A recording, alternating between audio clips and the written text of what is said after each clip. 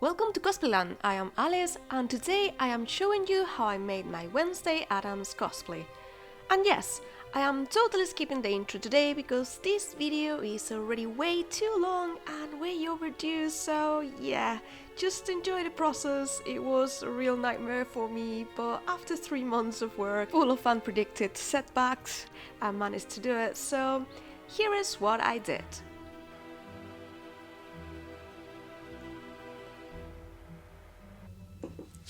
Let's start with the materials.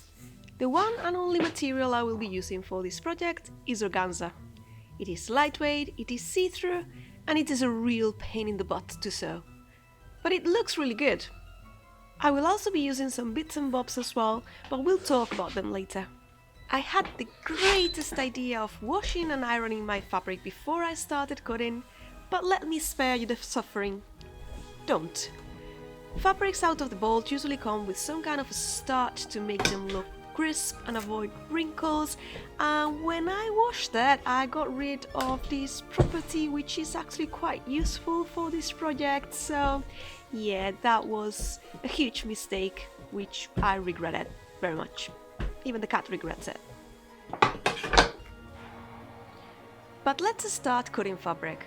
I have all the pieces of my pattern, a bunch of fabric, and of course a mock-up, which in this occasion didn't work as predicted, but we will get to that later. I actually bought a new coating table almost exclusively for this project because I refused to coat over 10 meters of fabric on the floor. It was probably the only wise thing I did well. I first cut the biggest pieces, in this case the skirt for the bottom layer. I placed the pattern on the folded fabric and cut it as a full circle. Just make sure to place lots of weights on the fabric or pin it very well because this fabric shifts and moves and there is nothing in the same place ever. And here's when I made my first big mistake. Originally I was going to sew all my tires in one single layer and hide all the edges on the inside of the skirt. It really did not work as planned. So yeah, basically cutting the different tiers on the skirt was a total mess and I completely regretted it, and you will see how I fixed it, basically cutting everything again. What you will however need to do is open one of the sides of your skirt in order to get into it. And yes, in this channel I use cats as weights and they are very well trained to just jump on fabric whenever they see it. Not always useful. I also decided to cut my ruffles one by one, which was both a great and terrible idea because it took forever. But at least I made sure they were straight.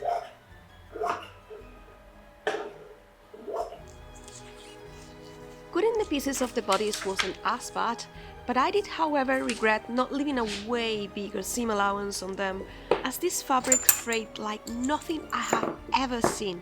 You may not have this problem if you are using quality fabric or even silk, but whatever you do, please add more seam allowance because you are going to need it, and I regretted working with this little seam allowance during the whole process. It is so easy to just trim it later, and you can also trace your pattern with thread to make sure you know exactly where you need to sew, and it will make the process much easier. And with all the pieces cut, let's move to sewing the bodice.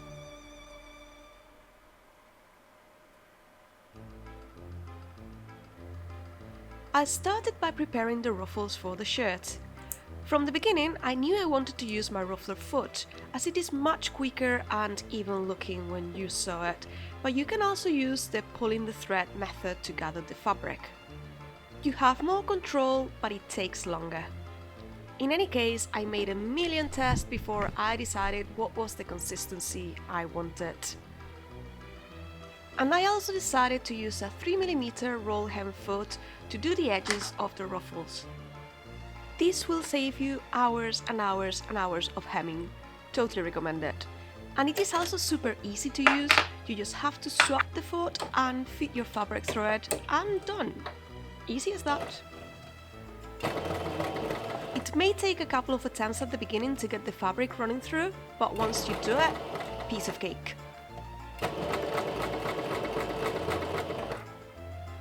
I actually decided to ruffle my bodice pieces by hand because I cut them a bit too short, and this way it was easier to control them. It is best if you run 2 lines of stitches.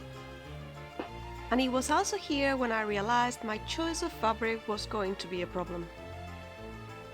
At this point it was too late to start over, so I decided to burn the edges to at least try to control and stop the fraying. And yes, this was many meters of fabric.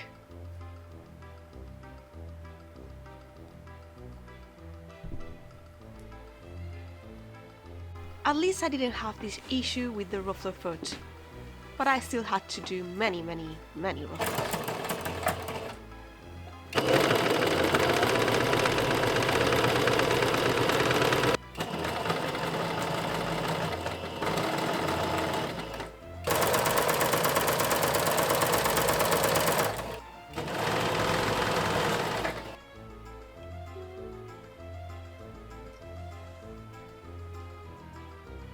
You helping?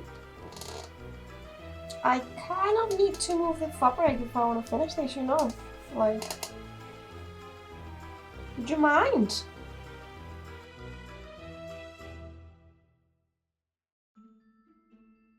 With all the ruffles ready, I could now start assembling the shirt. And the first thing I did was sewing my front and back panels.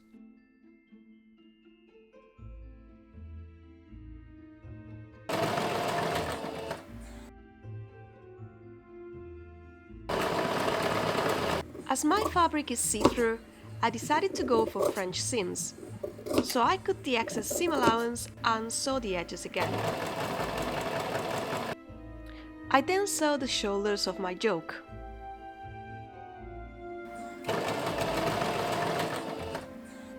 And it was time to attach the first ruffle. Make sure it goes all around the edge, including the shoulder, but stop at the front. Guess who didn't? This part is actually a bit tricky, so don't hesitate to paste those pieces together if you need to. And once this part is sewn, you can add the front and back pieces.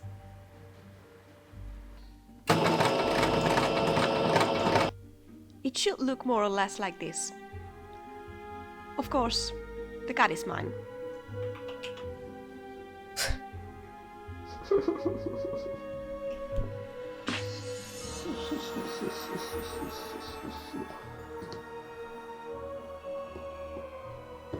Next part was the sleeve. If you notice, I left the sides open to make it easier for me. Try to match the notches of the sleeve as well as you can, and remember you may need to slightly gather the top to be able to fit it.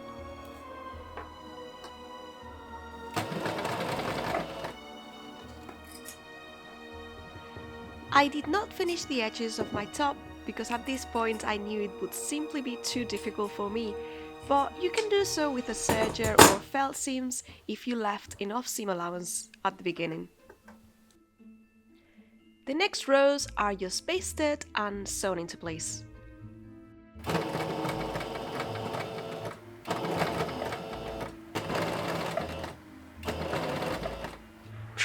And then I used a lot of steam to convince my ruffles they needed to point downwards. Try to avoid ironing directly, as this could damage the fabric, but also it won't look as good.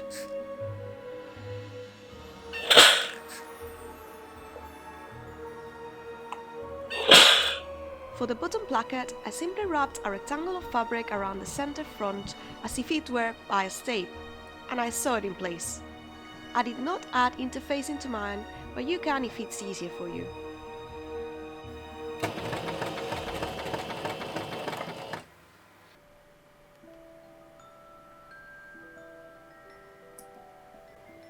For the collar, I decided to use satin as an interlining, because it's shiny like my organza. I interfaced one piece for the collar and one for the collar band before I flatlined it with the organza. However, keep in mind the organza, as I said, warps a lot, so you may want to just do this while the organza is still uncut to make your life easier.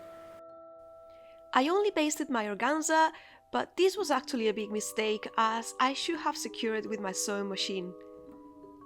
Right sides together, I sew the edges of my collar, leaving the bottom open.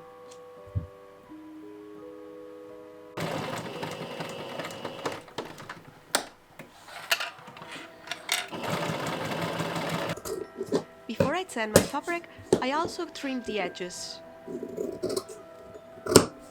And of course, I ironed the piece very well. You can top stitch this piece now or later to make sure all the layers stay flat. To attach the collar band, you simply have to sandwich the previous piece in between the layers. And this is how it looks after you tan it and you iron it. You can top stitch this piece as well, but make sure you start from the seam allowance to make it easier for you to assemble it later. In order to attach the collar, I started from the center and run the length around the neck opening of my bodice. Try to match the pieces as well as you can. The interface side is the one closest to the bodice and it is the only one you need to sew at the moment.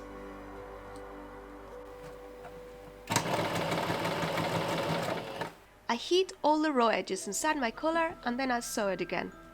However, I decided to do it by hand as it gives me more control and a neater finish.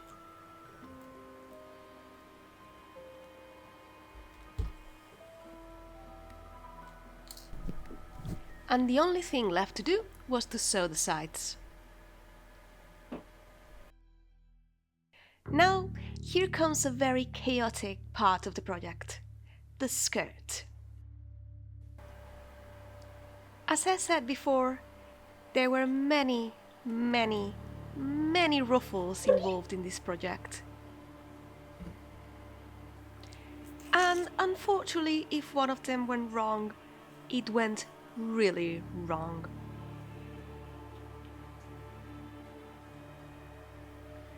You may remember I had cut all the tiers of my skirt into several pieces that were just like infinite circles of hell. Trying to attach each tier of ruffle to each circle did not go as planned and I didn't always do it in the right place.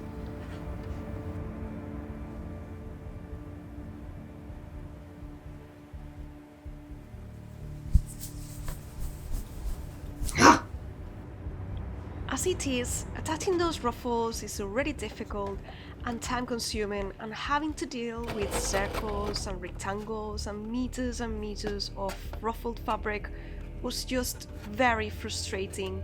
And if you also get it wrong and have to rip those seams again with the fabric that just frays so much, it was just impossible.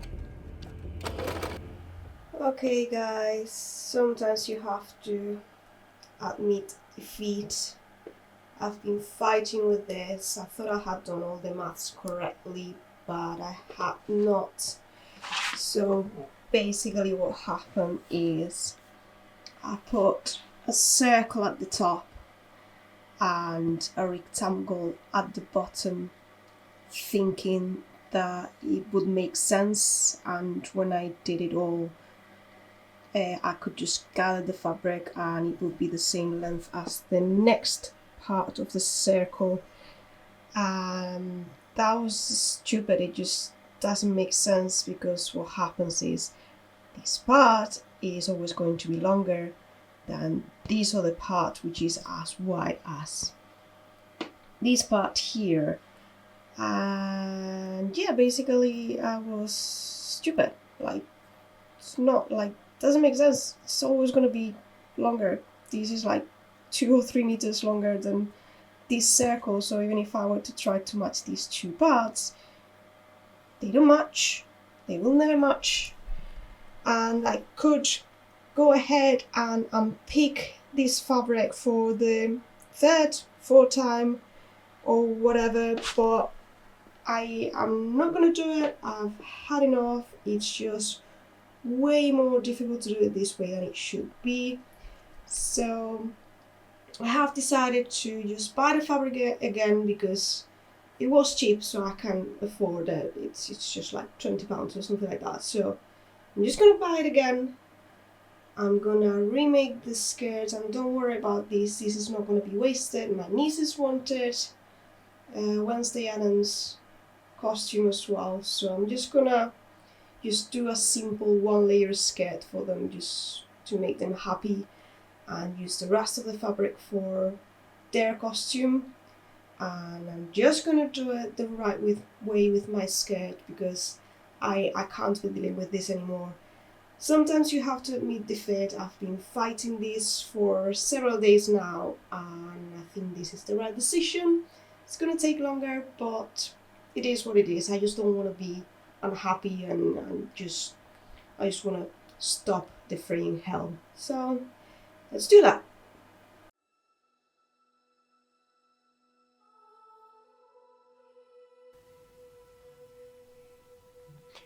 I know. A long time passed, and I still could not finish the dress. Just many things happened during that time. First I had to wait for the fabric to arrive, then I had to remake the pattern. It did not work no matter what I tried. Then when I finally had an idea what to do, my computer died, so I couldn't print the pattern. And sometimes you simply cannot choose when you are going to finish, but I persevered and I eventually managed to carry on. In spite of the extra challenges. In this occasion, I decided to do several layers for the skirt.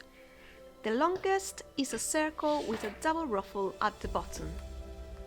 As I was recycling some of the ruffles from my previous attempt, I had to sew 2 separate layers to the skirt, which was incredibly painful to do. And my luck struck again. Now I have done the top layer of the skirt, and I've done the bottom layer of the skirt, and this is what happens when I put them together.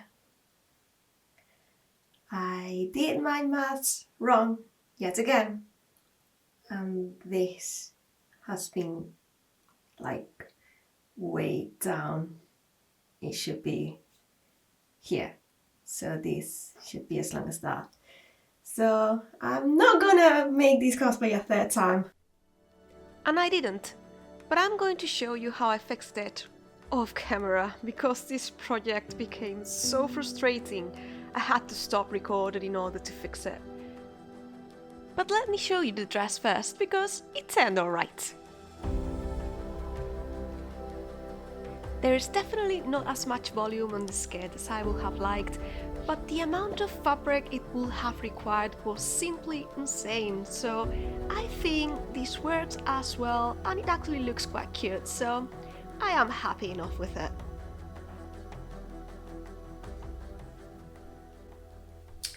Okay, here are some finishing touches that I did off camera, but I still wanted to show you.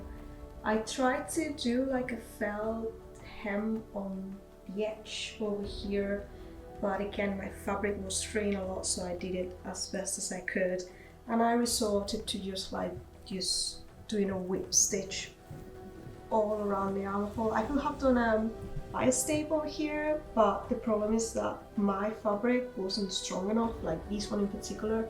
It was either having like a very visible bias tape in black, or using this same fabric, and this frayed so much I just decided to just do a little whip stitch. It's not the neatest nor the nicest, but it does the job. It won't fray, and at least it won't break anymore. However, these seams that I did do with very tiny French seams, they look super good, even on the white mannequin. Obviously I'm wearing it with a bodysuit underneath, that's why everybody thinks that this comes with a black dress underneath, but that's not the case. I researched it a lot, and she's wearing a bodysuit. When you see me wearing it, you will see it. This is not completely even. This is because the fabric has pulled. When you make a circle with fabric, I didn't let mine resting enough. So what happened is that it just drops a little bit on one side when it's on the bias, and that needs to be cut off in order to be completely straight, but I didn't cut it off, therefore it's just gone slightly down. It was even more noticeable at the bottom, but I just did a few tricks to try and fix it a little bit. I'll show you in a second. Now, this is how it looks without the belt, and it is actually like two separate pieces. This is the shirt and this is the skirt, only because from experience, what happened to my Shizuku cosplay is that this pulled and the skirt is very heavy, so you need to have the skirt secured and not attached to the top, because if it's not perfectly to your waist size, it's just gonna make this to the shirt and you don't want that. So for me, the best solution was to make it into two pieces. You can always, and I would recommend this, like put some pins or some kind of like closures so the top attaches to the skirt, but just make sure that the skirt is very well fitted to your waist. Otherwise it will just kind of like drop a little bit. And here on the waistband I decided to make it like much wider, because in my opinion this was a bit too short. So in the final pattern I'm just going to make it slightly longer, and because you're gonna wear a belt on top anyway. I think the original was like something this small, but I just decided to add a waistband much bigger to it, because all my fabric was fraying so much. There's a bunch of fabric here that I decided to cover with that waistband, just to make sure it doesn't make any holes on the skirt, because this is so fragile. If you go around, I'm sure you will eventually find a hole somewhere, because it's heavy and it pulls.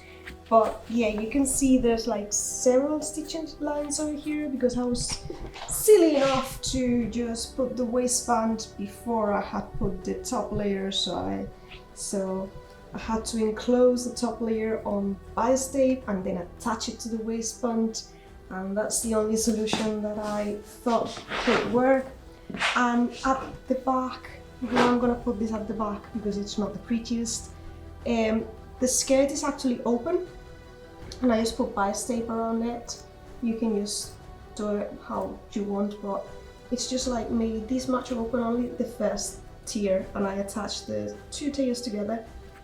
And this is just pressed studs, because it's easier to wear it.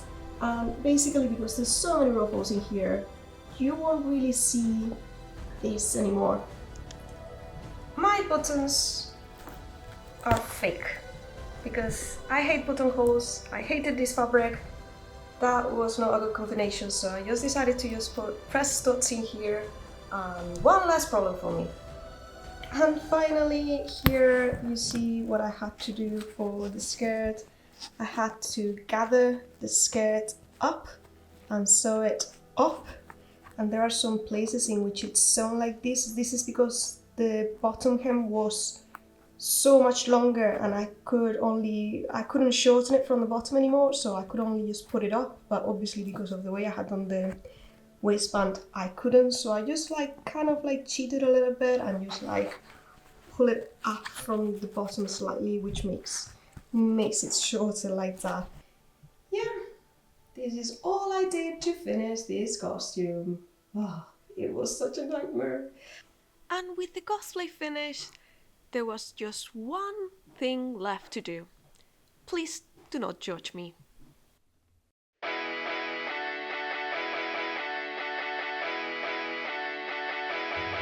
Well, when the sun goes down and the moon comes up, I turn into a teenage Google book. Yeah, I cross through the city and I roam the streets. I'm looking for something that is nice to eat. You better duck when I show up. The Google mug.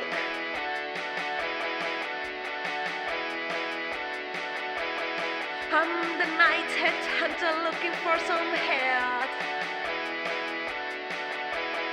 with a way out body underneath that head. Yeah, I'll get you, baby, with a little look. 'Cause I'm a teenage tiger and a goo-goo muck.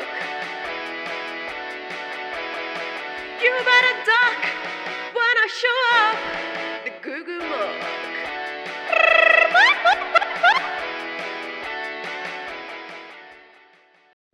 I hope you liked this tutorial.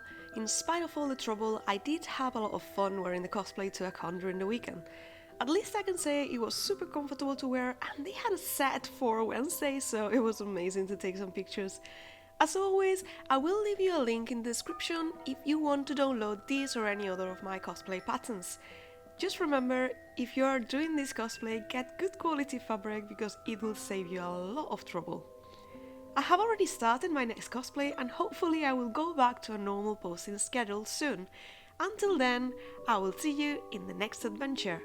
Bye!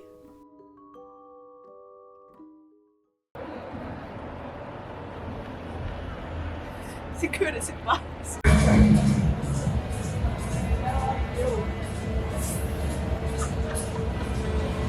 One more.